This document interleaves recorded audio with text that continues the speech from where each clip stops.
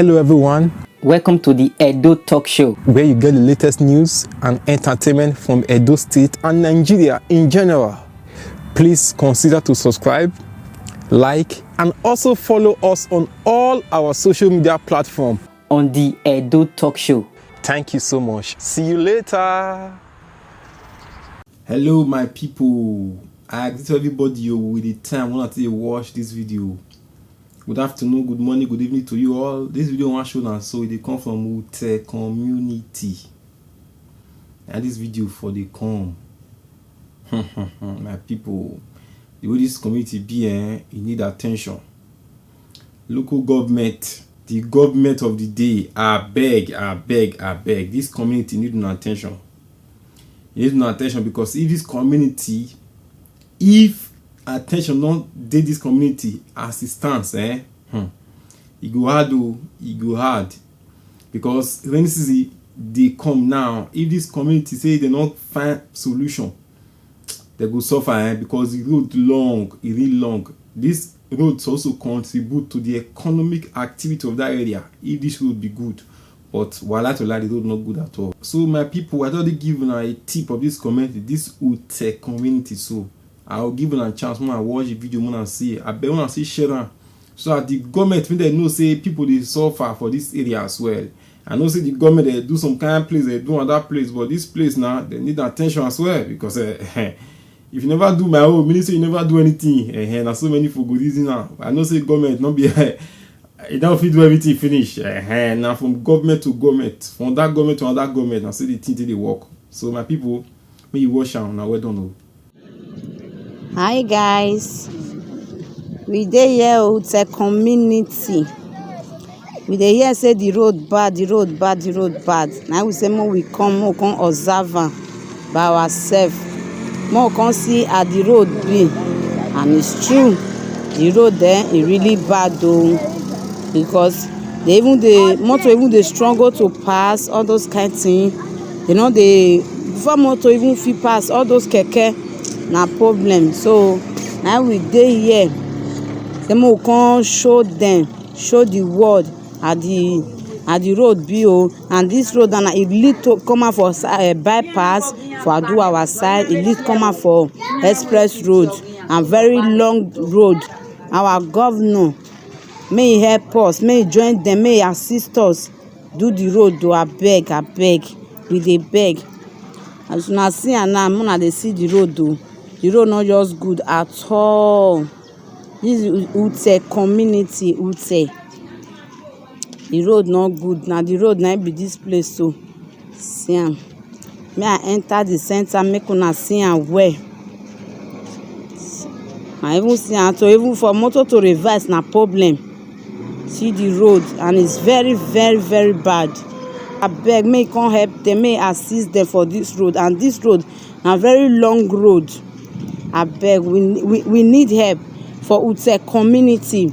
The road is too dey bad. See everywhere, the road too dey bad. And be this place, so I say me we come show una see as the road be.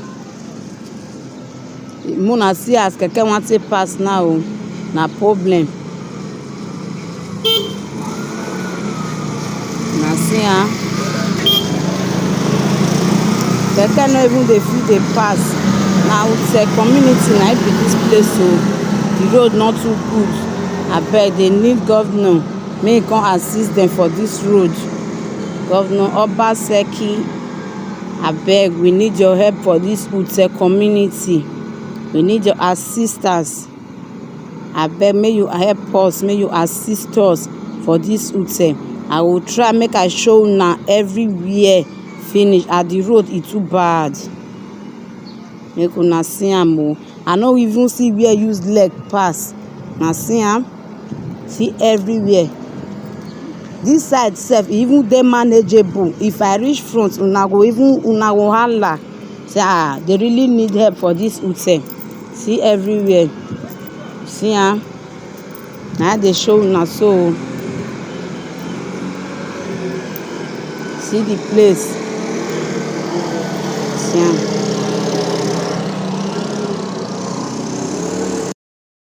See see where keke wan even pass. See am. Even when I even enter keke that day last week, even when rain fall, keke even sick for inside erosion. I go still dey show una dey go make una see am. Abeg, they need assistance for this place. See, and the road not good at all. See everywhere. See how they want that keke want to pass. So see am. So they need assistance for this place. So the road is not good. This is Ute community, very long road and long road. They come out for bypass here. The road come out for bypass and it come out for express road. Abeg, we need assistance for this place. The road not just good at all. Abeg. See am o.